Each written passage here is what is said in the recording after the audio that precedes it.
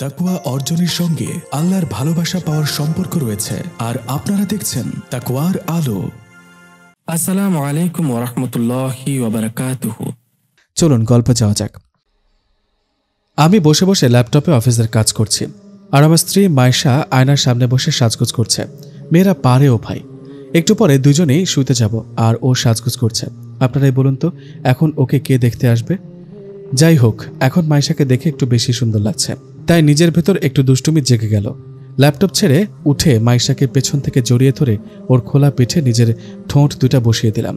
আমার ঠোঁটের স্পর্শে মাইশা একটু কেঁপে উঠে বলল, এসব কি হচ্ছে? বউকে আদর করা হচ্ছে? ঢং কত, ছাড়ো, আমি ঘুমাবো, কাল অফিস যেতে হবে। ও হ্যালো ম্যাডাম, আগে বর তারপর অফিস, ওকে?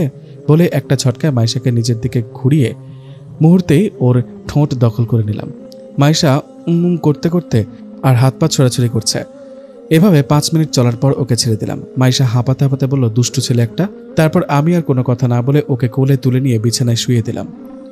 সকালে ফজরের আজান শুনে উঠে গোসল করে ফজরের নামাজ পড়ে একটু হাঁটাহাঁটি করে বাসায় এসে দেখি মাইশা বিছানায় নেই, তাই বসে রেস্ট নিচ্ছি। এমন সময় আমার স্ত্রী মাইশার মোবাইলের মেসেজ টোনটা বেজে উঠল। ইচ্ছে না থাকা সত্ত্বেও কেন জানি ওর মোবাইলটা হাতে নিয়ে মেসেজটা দেখতে ইচ্ছে করছিল, তাই মোবাইলটা হাতে নিয়ে মেসেজটা দেখে বড় সড়ো একটা ধাক্কা বা শক খেলাম। মেসেজটা ছিল, আমার সোনাটা কি ঘুম থেকে উঠেছে? মেসেজটা দেখে মাথা ঝিমঝিম করতে লাগলো। মাইশার মোবাইলে তার কোম্পানি থেকে অনেক মেসেজ আসে, আমি সেগুলো অনেকবার দেখেছি, কিন্তু এরকম মেসেজ আগে তো দেখিনি।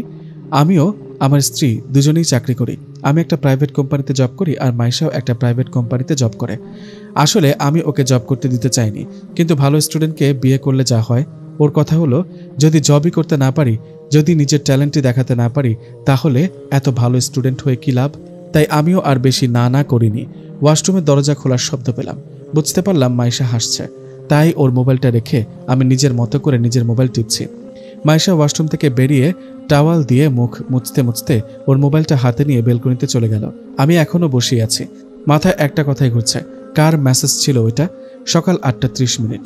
আমি এবং মাইশা দুজনেই যে যার মতো রেডি হচ্ছি অফিসে যাওয়ার জন্য। হালিমা, কাজের মেয়ে, খাবার রেডি হয়েছে বলে চলে গেল। তারপর আমরা দুজনে যে যার মতো করে খাবার খেয়ে অফিসে চলে গেলাম। যেহেতু দুজনেই জব করি, তাই দুজনের মধ্যে খুব একটা কথা হয় না প্রয়োজন ছাড়া। আমি অফিসে আসলাম ঠিক, কিন্তু অফিসের কাজে মনোযোগ দিতে পারছিলাম না। সবসময় এই মেসেজটা নিয়েই চিন্তা, কে সেই ব্যক্তি যে আমার স্ত্রীর মোবাইলে মেসেজ করে? দেখতে দেখতে লাঞ্চ আওয়ার হয়ে গেল। আমি প্রতিদিনের মতো অফিসের ক্যান্টিনে গেলাম লাঞ্চ করতে। এমন সময় শালি ইরার ফোন। হ্যালো ইরা, কেমন আছিস? জি ভাই, আমি ভালো, আপনি ভালো আছেন? ইরা আমাকে ভাইয়াই ডাকে, ওর নাকি দুলাভাই ডাকতে কেমন লাগে। আচ্ছা ভাইয়া, তোমার বিবাহ বার্ষিকী কি এই মাসেই? মানে মানে মাইশা আপুকে দেখলাম দামি ব্র্যান্ডের একটা ঘড়ি কিনলো, খুব দামি একটা ঘড়ি, তা তো 10,000-এর উপরে দাম হবে।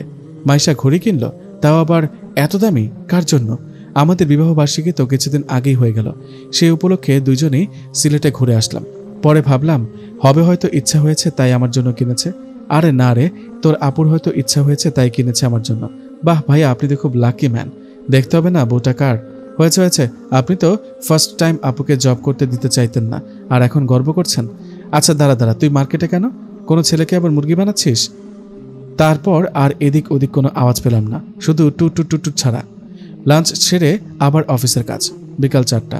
অফিস শেষ করে ক্লান্ত হয়ে বাসায় ফিরলাম। বাসায় ফিরে হালিমাকে চা দিতে বলে ওয়াশরুমে চলে গেলাম। ওয়াশরুম থেকে বের হয়ে চায়ের কাপে চুমুক দিতেই মাইশা হাজির। আমিও আগ্রহ নিয়ে ওর হাতের দিকে চাইলাম, কারণ ও আমাকে সারপ্রাইজ দেওয়ার আগেই আমি ওকে সারপ্রাইজ দিব এই ভেবে। কিন্তু এ কি, প্রতিদিনের মতো আজও দেখি ওর হাত ফাঁকা, শুধু নিজের ব্যাগটা ছাড়া আর কোনো ব্যাগ নাই। তারপর মনে মনে ভাবলাম হয়তো নিজের ভ্যানিটি ব্যাগে রেখেছে ঘড়িটা। মাইশা নর্মালি তার ব্যাগটা রেখে আমার সাথে কোনো কথা না বলে ওয়াশরুমে চলে গেল। আমারও ভিতরে ভিতরে একটু অভিমান হলো, সারপ্রাইজটা আগে দিলে কি হতো। ধুর। রাতের ডিনার করে আমি বসে বসে ল্যাপটপে কাজ করছি। মাইশা কিছুক্ষণ ব্যালকনিতে দাঁড়িয়ে থেকে এসে গুড নাইট বলে শুয়ে পড়ল, কিন্তু আমি লক্ষ্য করলাম ও ঘড়িটা বিষয়ে কিছুই বলছে না। মনে মনে একটু সন্দেহ হলো, তাই কিছুক্ষণ অপেক্ষা করলাম মাইশার ঘুমিয়ে পড়ার জন্য। তারপর যখন বুঝতে পারলাম মাইশা ঘুমিয়ে পড়েছে, তখন উঠে মাইশার ব্যাগটা দেখার জন্য ব্যাগটা হাতে নিলাম। নিয়ে হাত দিয়ে পুরো ব্যাগ খুঁজেও ঘড়িটা পেলাম না, কিন্তু ও যে ঘড়িটা কিনেছে তার প্রমাণস্বরূপ একটা মেমো পেলাম ব্যাগে। এখানে ক্রেতার জায়গায় পরিষ্কার মাইশারই নাম লেখা। তাহলে ও কার জন্য ঘড়ি কিনেছে? মাইশার দিকে তাকিয়ে দেখি ও ঘুমাচ্ছে। কৌতূহল বশত ওর মোবাইলটা হাতে নিয়ে তাড়াতাড়ি করে ইনবক্সে ঢুকলাম। ঢুকে দেখি ইনবক্স পুরো ফাঁকা। এমনকি সকালে যে মেসেজটা দেখেছিলাম সেটাও নেই। এবার মাইশার ওপর পুরো সন্দেহ হতে লাগলো, কে এই তৃতীয় ব্যক্তি যে মাইশার খোঁজ খবর নেয়, মাইশাও তার জন্য দামি ঘড়ি কেনে। এরকম আরও অনেক প্রশ্ন নিয়ে সেদিনের মতো ঘুমিয়ে পড়লাম। সকালে ফজরের নামাজ পড়তে আর মসজিদে গেলাম না, বাসাতেই পড়ে নিলাম। নামাজ পড়ে উঠে দেখি মাইশা বিছানায় নেই। তাই আমি বেলকনিতে গিয়ে দেখি মাইশা কারোর সাথে হেসে হেসে কথা বলছে। আমি আর সহ্য করতে না পেরে বললাম, কার সাথে কথা বলছো মাইশা, তাও আবার এত সকালে? আমার কথা শুনে মাইশা একটু চমকে গেল আর বলল, আরে তুমি এখানে, নামাজ পড়া হয়েছে? আমি তোমাকে প্রশ্ন করলাম আর তুমি উত্তর না দিয়ে কিনা উল্টো আমাকেই প্রশ্ন করছো। বাহ! আরে ও আমার কলিগ নিলয়, একটা প্রবলেমে পড়েছিল তাই কল করেছে বলেই বেলকনি থেকে চলে গেল মাইশা। আমি ওকে বাধা দিতে গিয়েও পারলাম না। আমি আর কী বা প্রশ্ন করতে পারি? কোনো প্রশ্ন করলে হয়তো উত্তরটা এমনই হবে, কলিগ কিছু না, এমনি এই টাইপের। তবে বুঝতে পারলাম আমাদের দুজনের মধ্যে তৃতীয় ব্যক্তিটি নিলয়। ছেলেটাকে একটু একটু চিনি আমি। মাইশা একদিন পরিচয় করিয়ে দিয়েছিল, দেখতে সুদর্শন, বড়লোক বাপের কোনো আদরের দুলাল হবে হয়তো। মাইশা চলে যাওয়ার পর জানালার গ্রিল ধরে দাঁড়িয়ে আছে। কিছুক্ষণ পর মাইশা নিজে এলো 2 কাপ চা নিয়ে। একটা কাপ আমার দিকে এগিয়ে দিয়ে বলল, কি ব্যাপার? তোমাকে তো আগে এভাবে জানালার গ্রিল ধরে দাঁড়িয়ে থাকতে দেখিনি। আমি কোনো উত্তর না দিয়ে নিজের মতো করে চায়ের কাপটা নিয়ে চুমুক দিচ্ছি। আবার মাইশা বলল, কিছু বলছো না যে? এমনি, সবসময় তো আর মন একরকম থাকে না। ঠিক বলেছো তুমি। তো অফিস কেমন চলছে? আসলে নানা ঝামেলায় তোমার সাথে তেমন কথা বলা হয় না। জি ভালোই। এভাবে আরও কিছু প্রশ্ন করলো মাইশা। আমি শুধু উত্তরটাই দিলাম, উল্টা কোনো প্রশ্ন করলাম না। তারপর সময় মতো দুজনেই দুজনের অফিসে চলে যায়। আর এভাবে কেটে যায় বেশ কিছুদিন। এর মাঝে দিন দিন মাইশার মাঝে পরিবর্তন লক্ষ্য করছি আমি। আর ভেতরে ভেতরে যেন শেষ হয়ে যাচ্ছি। কত ভালোবাসা ছিল আমাদের, আর এখন? কিন্তু আমি একটা জিনিস বুঝলাম না, মাইশা এরকমটা কেন করছে? ভালোবেসেই তো বিয়ে করেছি আমরা। হঠাৎ করে আমার মাঝে কি এমন কম পড়ল যে ওকে অন্যের কাছে যেতে হচ্ছে, অন্য কারো ভালোবাসা কেয়ার প্রয়োজন হচ্ছে? যত দিন যাচ্ছে আমার অফিস বাসার সব কিছুর ওপর কেন যেন একটা বিরক্তি চলে আসছে। এমনই একদিন আমি অফিসের কাজে লাঞ্চ আওয়ারের পরে বসুন্ধরা যাই ক্লায়েন্টের সাথে মিটিং করতে। মিটিং শেষে আবার অফিসে ফিরব। এমন সময় বসুন্ধরা শপিং কমপ্লেক্সের গেটে মাইশা ও নিলয়কে দেখলাম খুব হাস্যোজ্জ্বলভাবে বের হচ্ছে। দুজনকে দেখে মনে অনেক খুশি হচ্ছে। আমি নিজেকে আড়াল করে সেখান থেকে চলে আসি, কারণ সেখানে দাঁড়ানো না ছিল সময়, না ছিল ইচ্ছা। ড্রাইভারকে গাড়ি স্টার্ট করতে বলে চলে আসি। বিকালে অফিস শেষ করে বাসায় এসে দেখি মাইশা আগেই চলে এসেছে, রুমে বসে টিভি দেখছে। আমি রুমে ঢুকে অফিসের ব্যাগটা টেবিলে রেখে ওয়াশরুমে চলে যাই। ওয়াশরুম থেকে বের হতেই মাইশা আমার গলা জড়িয়ে ধরে বলল, আমার হিরোটার মুড অফ কেন? আগে মাইশা যখন আমাকে এভাবে জড়িয়ে ধরতো তখন ওর মাঝে নিজেকে খুঁজে পেতাম। ভালোবাসায় মোড়ানো ছিল সেই মুহূর্তগুলো। কিন্তু আজ ওর হাতগুলো আমার কাছে কেমন যেন ভারী ভারী লাগছিল, অসহ্য লাগছিল আমার। তাই আমার এখন এসব ভালো লাগছে না বলে মাইশার হাত ছাড়িয়ে হালিমাকে ডেকে নাস্তা করে বের হই। বুঝতে পারছিলাম মাইশা মন খারাপ করেছে, কিন্তু তাতে আমার কি? ওর তো এখন মন ভালো করার মতো অন্য কেউ আছে। বাইরে বের হয়ে তানিয়াকে, আমার ভার্সিটির ফ্রেন্ডকে কল দিয়ে দেখা করতে বললাম। ও রাজি হয়ে গেল আর একটা কফি শপের নাম বলল, সেখানে ওয়েট করতে বলল। আমিও চলে গেলাম ওর বলে দেওয়া কফি শপে। তানিয়ার জন্য বসে ওয়েট করছি। ওর সাথে দেখা করার উদ্দেশ্য হলো ওর কাছে সব খুলে বলবো, আর এই অবস্থায় কি করা উচিত একটু সাজেশন নিব। প্রায় 30 মিনিট ওয়েট করার পর তানিয়া আসলো। ওকে সব খুলে বললাম আর আমি কি করব সেটা জানতে চাইলাম। ও উত্তর দিল ওর মতো করে। ও বলল, দোস্ত দেখ, আমিও একটা মেয়ে, তাই আমি ভালো করে জানি মেয়েদের মন কখন কোন দিকে ঘুরে যায় সে নিজেও জানে না। দেখ, হয়তো এখন মাইশার নিলয়কে মনে ধরেছে, তাই তোর থেকে স্পেস নেওয়ার জন্য এসব করছে। তুই শিক্ষিত ছেলে, এটা নিশ্চয়ই বুঝতে পারছিস যে মাইশার মনে এখন তুই নাই। আমি মাথা নিচু করে বসে আছি। তানিয়া আবার বলতে শুরু করলো, তুই একটা কাজ করতে পারিস, তুই বরং 2-3 দিন মাইশাকে একটু স্পেস দিয়ে দেখ ও কি করে। স্পেস কিরকম? তুই 2-3 দিনের জন্য ওকে একা রেখে কোথাও ঘুরে আয়। কিন্তু এতে কি কাজ হবে? হবে কিনা জানি না, ট্রাই করে দেখ। এর মধ্যে কিন্তু মাইশা তোকে চায় কিনা সেটা বোঝা যাবে। আজ আমার কাজ আছে, আমি উঠলাম বলেই চলে গেল তানিয়া। আমি কিছুক্ষণ কফি শপে বসে থেকে বাসায় চলে আসলাম। বাসায় আসতে আসতে রাত প্রায় 9টা বেজে গেছে। রুমে এসে দেখি মাইশা খাবার রেডি করে টেবিলে বসে বসে ঝিমুচ্ছে। আমি রুমে ঢুকতেই বলল, কই ছিলা তুমি? কাজ ছিল। কি কাজ তোমার? হ্যাঁ, এত রাতে কেউ বাসায় আসে? জানো না তোমায় ছাড়া আমি খাই না? মাইশার এই কথাগুলো আগে ভালো লাগলেও আজ স্রেফ ন্যাকামো লাগছে, তাই কিছু না বলে টেবিলে বসে পড়লাম। মাইশা ভাত বেড়ে দিল, কিন্তু আমার সেটা মুখে নিতেও কেমন যেন লাগছে। মাইশাকে বুঝতে না দিয়ে বাইরে খেয়ে এসেছি বলে হাত ধুয়ে উঠে পড়লাম। তারপর মাইশা ও আমি দুজনেই শুয়ে পড়লাম। মাথার পেছনে হাত দিয়ে শুয়ে শুয়ে সেই দিনগুলোর কথা ভাবছি। কত সুন্দর ছিল সেই দিনগুলো, কত সুখ ছিল আমাদের এই ছোট্ট সংসারে, কিন্তু আজ সব অতীত। এসব ভাবতেই বুঝতে পারলাম চোখের কোণায় এক ফোঁটা জল চলে আসছে। মাইশা আমাকে জড়িয়ে ধরে ঘুমাচ্ছে। রুমের ড্রিম লাইটে ওকে সুন্দর লাগছে। ঘুমের সময় মাইশাকে দারুণ লাগছে। কত রাত যে ওর ঘুমানো চেহারা দেখে পার করেছি তা আপনাদের হিসাব দিতে পারবো না, কিন্তু আজ 1 মিনিট ওর দিকে তাকিয়ে থাকতে ইচ্ছা করছে না। এপাশ ওপাশ করতে করতে কখন যে নিজেই ঘুমিয়ে পড়েছি জানি না। পরের দিন সকালে আমি অফিসে যাব, তাই নিজে নিজে রেডি হচ্ছি। আগে প্রতিদিন মাইশাই আমাকে রেডি হতে হেল্প করত, টাই বেঁধে দিত, কিন্তু আজ আমি নিজে নিজে রেডি হওয়ার ট্রাই করছি, কিন্তু টাইটা বাঁধতে পারছিলাম না। যা দেখে মাইশা অবাক হয়ে বলল, যেটা পারো না সেটা করতে যাও কেন? আর টাইটা নিজে নিজে বাঁধা শিখে নিও, উপকার হবে। টাই বেঁধে দিয়ে মাইশা কোনো কারণে ওয়াশরুমে চলে গেল। আমি আয়নার সামনে দাঁড়িয়ে মাইশার বলে যাওয়া কথাটার মানে খোঁজার চেষ্টা করছি। টাই বাঁধা শিখে নেব, তাহলে মাইশা সত্যি আমাকে ছেড়ে চলে যাবে? এসব ভাবছি, আর অমনি মাইশার মোবাইলের মেসেজ টোনটা বেজে উঠল। আমার ইচ্ছা না থাকা সত্ত্বেও মোবাইলটা হাতে নিয়ে অবাক। মোবাইলের পর্দায় পরিষ্কার দেখতে পাচ্ছি নিলয়ের মেসেজ। তারপর তাড়াতাড়ি করে মেসেজটা সিন করে দেখি মাথা চক্কর দিয়ে উঠল। মেসেজটা ছিল, আর প্রেম নয়, এবার সোজা বিয়ে। আমি অলরেডি কার্ড ছাপানোর অর্ডার দিয়ে দিয়েছি। মাইশার ফোনে মেসেজটা দেখে মাথা চক্কর দিয়ে উঠল, গলা শুকিয়ে গেছে। তলে তলে তাহলে এত দূর? মাইশা কি তাহলে আমাকে ছেড়ে চলে যাবে বা যাওয়ার প্ল্যান করছে? মেসেজটা দেখার পর ওর মোবাইলটা আগের জায়গায় রেখে আমি আবার আয়নার সামনে দাঁড়ালাম। নিজেকে প্রশ্ন করছি, কি আছে নিলয়ের মাঝে যে ওর জন্য আমি আমার ভালোবাসাকে হারাতে চলেছি? ওদিকে মাইশা ওয়াশরুম থেকে বেরিয়ে এসে আমাকে দেখে বলল, সে কি, তুমি এখনো দাঁড়িয়ে আছো কেন? গলাটা শুকিয়ে গেছে, 1 গ্লাস পানি দিবা? টেবিলে আছে, নিয়ে খাও। আর সরো, আমাকে আজ তাড়াতাড়ি অফিসে যেতে হবে। নিজেকে বড় অসহায় মনে হচ্ছে। যে মেয়েটা অফিসে যাওয়ার আগে প্রতিদিন আমাকে 3 থেকে 4 বার দেখে নিত কিছু মিসিং কিনা, আর আজ সে মানুষ কত তাড়াতাড়ি পরিবর্তন হতে পারে মাইশাকে না দেখলে হয়তো জানতামই না। টেবিলের ওপর থেকে পানির গ্লাসটা নিয়ে পানি পান করে বেরিয়ে পড়লাম অফিসে যাওয়ার জন্য। অফিসে নিজের রুমে বসে আছি, এমন সময় বসের কল আসলো। হ্যালো স্যার, বলুন। আপনি আমার রুমে আসুন তো, কথা আছে। স্যারের রুমে চলে গেলাম। আমাকে দেখে স্যার বলল, কি সমস্যা আপনার? কই কিছু না তো স্যার। কিছু না, তাহলে অফিসে এসে এরকম করে থাকেন কেন? কাজে মন নাই? সব সময় টেন্স দেখায় কেন আপনাকে? আমি চুপ করে আছি। কি সমস্যা, কি খুলে বলুন। ভাবির সাথে ঝামেলা নাকি অন্য কিছু? আমি মাথা নিচু করে দাঁড়িয়েই আছি, কিছু বলছি না। আর বলবই বাকি যে আমার স্ত্রী অন্য কারোর সাথে পরকীয়া করছে সেজন্য? দেখুন, আপনার যে সমস্যা হোক না কেন সেটা কালকের মধ্যে মিটিয়ে নেবেন। এভাবে অফিস চলে না। অফিসে কাজ থাকে, সেগুলো তো করতে হবে, তাই না? জি স্যার। আপনাকে কাল ছুটি দেওয়া হলো। আপনি আপনার সমস্যার সমাধান করে তারপর অফিসে আসবেন। এখন আসুন আপনি। আমি স্যারকে সালাম দিয়ে চলে আসলাম নিজের রুমে। চেয়ারে বসে বসে ভাবছি, কি কপাল আমার।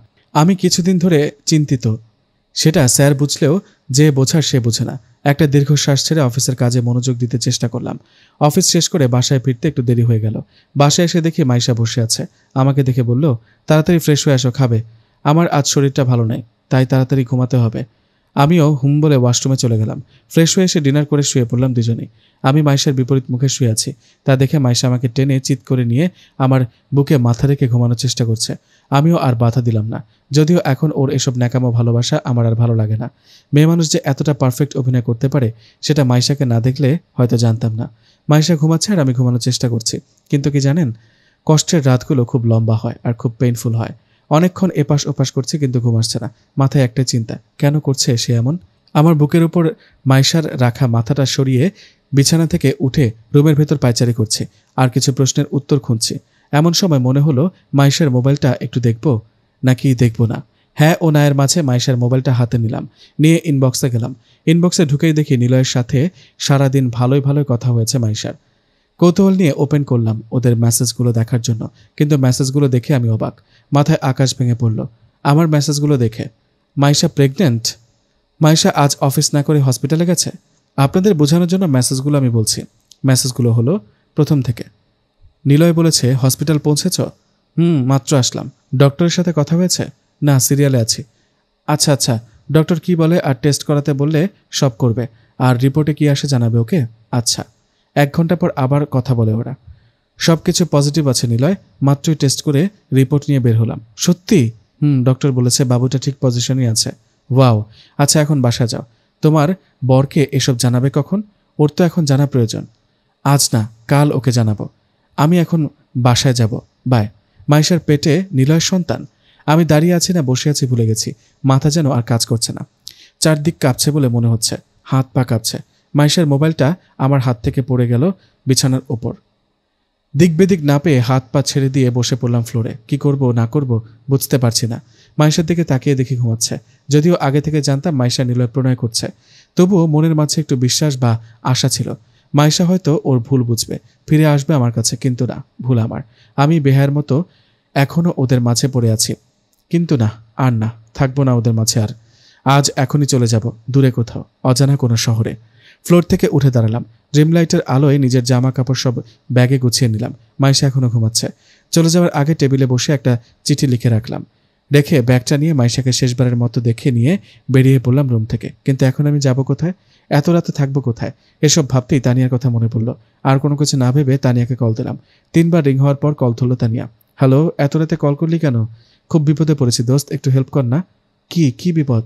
আমাকে আজকে রাতটা তোদের বাসায় একটু থাকতে দিবি? হোয়াট?